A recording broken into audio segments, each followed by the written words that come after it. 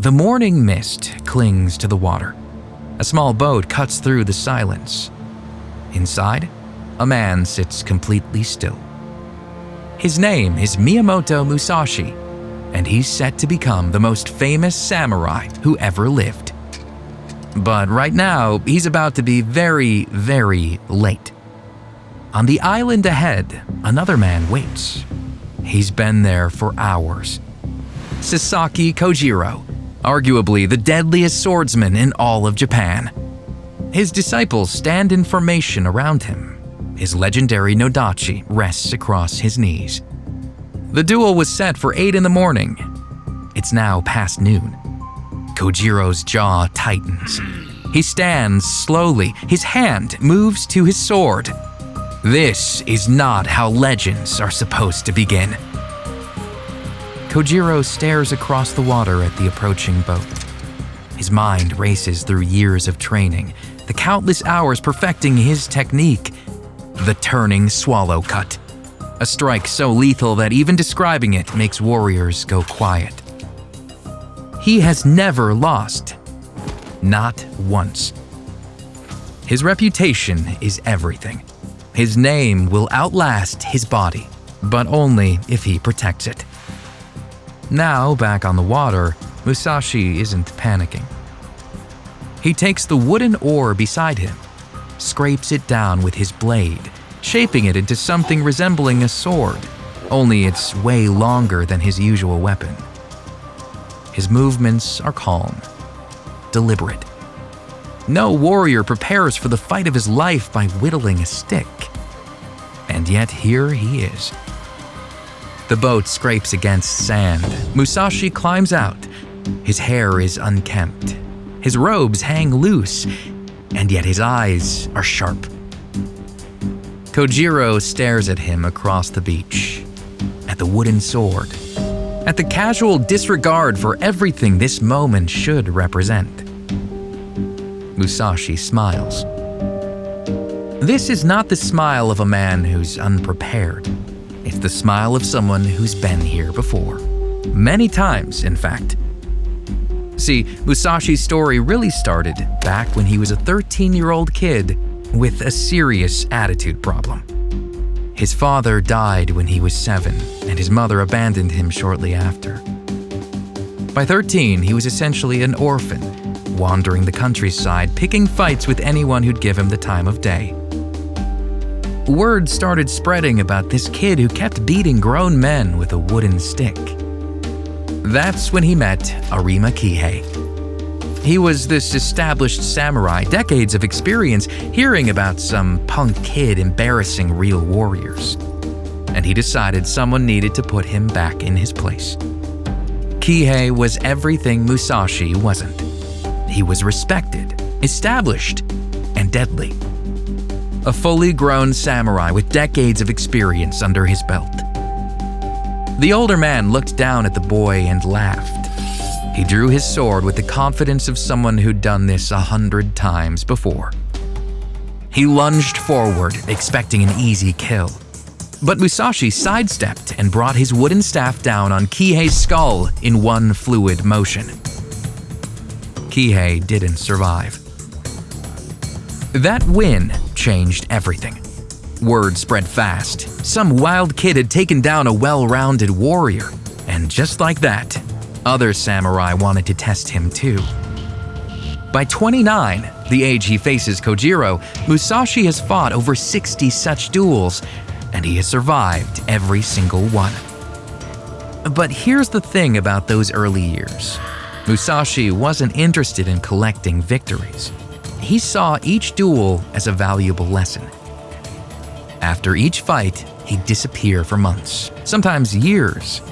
He'd wander from village to village, studying everything he could get his hands on. And no, he wasn't interested in just swordplay. In fact, he dug deep into stuff like architecture, poetry, strategy, and even cooking. He spent time with monks learning meditation. He worked with carpenters, understanding how tools move through space. He watched painters, studying how they controlled their brushstrokes. Now, most samurai thought this was weird. After all, why waste time on art when you could be perfecting your sword technique? But Musashi saw it differently. To him, everything was connected. And then there were the duels themselves. Each one taught him something new about human nature, about fear, about the gap between reputation and reality. There was the time he fought a master swordsman who was famous for his intimidating pre-fight ritual. The guy would slowly polish his blade, then stare down his opponent for minutes, trying to get inside their head. Musashi just started laughing, genuinely amused, like he'd just heard a good joke. The master ended up getting so confused and frustrated that when the fight started, he was completely off his game. Musashi ended it in one strike. Why?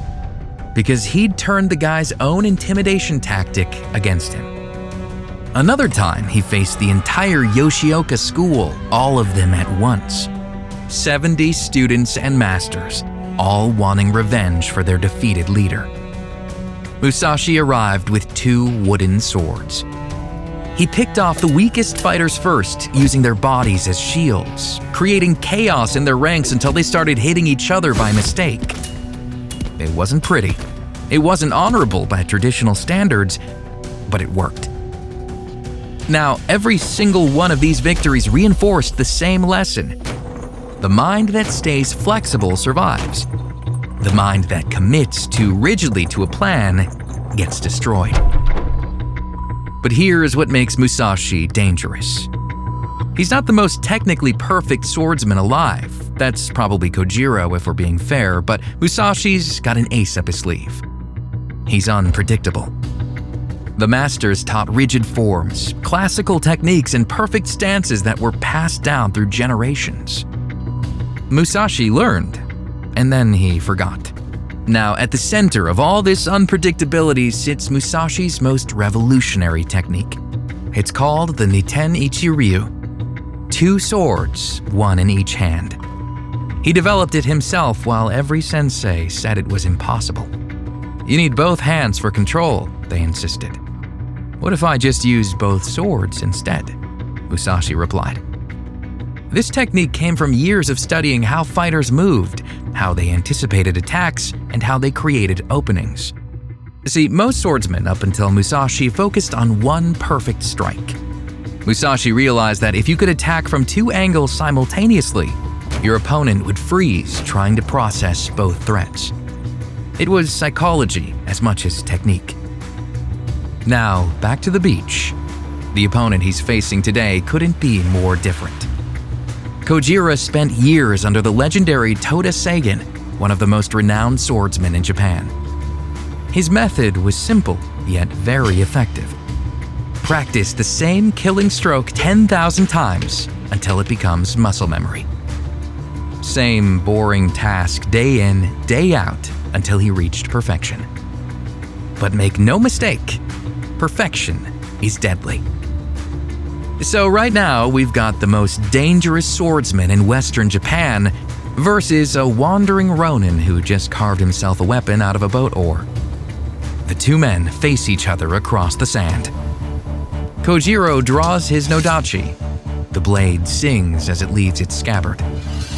3.5 feet of folded steel. They call it drying pole. He hurls the scabbard into the sea. It hits the water with a splash. Musashi watches it sink. You've already lost, he tells him. Kojiro's eyes narrow. What? A man who throws away his scabbard has no intention of retreating. That's commitment. Musashi raises the wooden sword, but it's also evidence of a mind that's already closed. Already decided how this ends.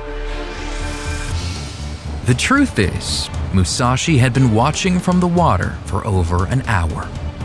He saw Kojiro pacing and working himself into a mental frenzy. And he saw the exact moment when anticipation turned into frustration. That's when he decided to row ashore. Kojiro's grip tightens. How dare he disrespect me? he thinks to himself. But the only words escaping his mouth now are, "We'll see." The duel has started. Kojiro moves first. His footwork is perfect, each step calculated. He's closing distance, preparing the strike that never failed him. The turning swallow cut. Musashi watches. His stance is loose, almost casual. He holds the wooden sword like it weighs nothing. Kojiro launches. The nodachi cuts through air in a perfect diagonal. Then it changes direction mid-swing, a strike designed to catch any opponent off guard. Against a trained swordsman, it's nearly impossible to anticipate. But against Musashi, it catches air and cloth. The blade clips Musashi's headband, close enough that fabric splits.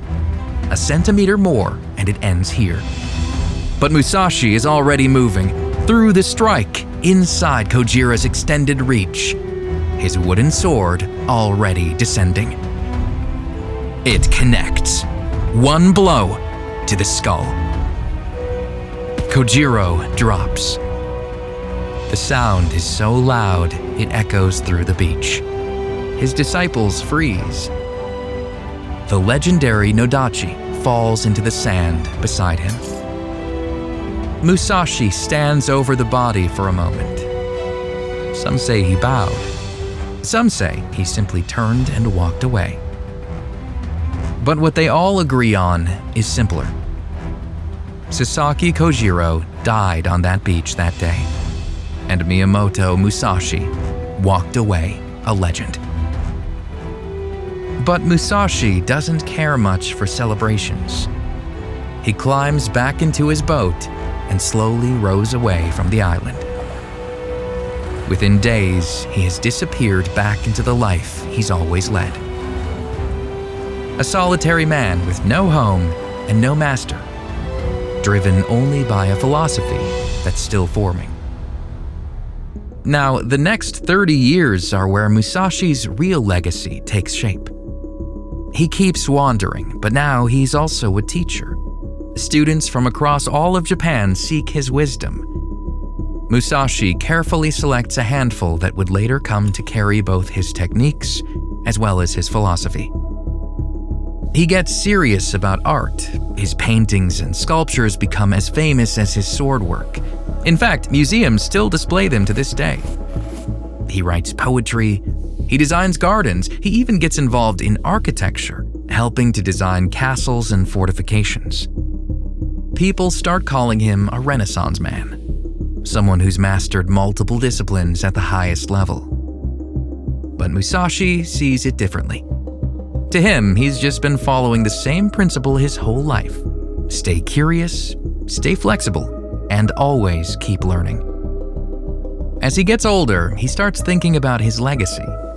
Not just his reputation as a fighter, but everything he's learned about life, strategy, and human nature. So, sensing that he's nearing the end of his life, in quiet retreat in Kyushu, Musashi sits down and spends 2 weeks writing down everything he's learned. He calls it Gorin no Sho, the Book of 5 Rings: Earth, Water, Fire, Wind, and Void. 5 scrolls addressing strategy, combat, and the nature of decisive action. He finishes it 9 days before he dies at the age of 61.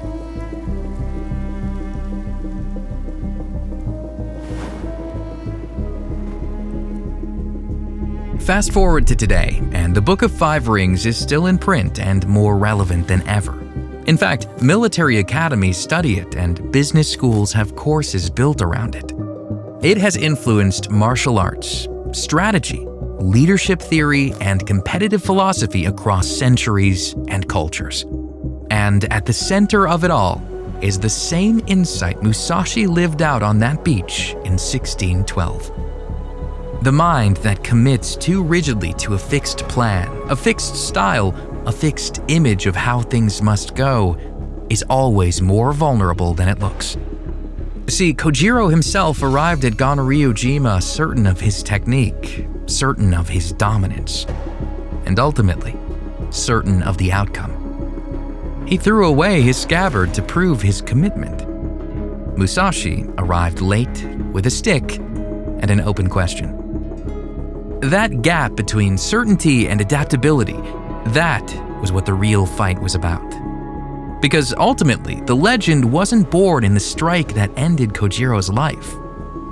It was born in the choice to stay flexible when everything around you demands that you be rigid. To remain water when the world insists you become stone. That's the lesson Musashi spent his entire life learning, and it's the lesson that made him the most famous samurai who ever lived.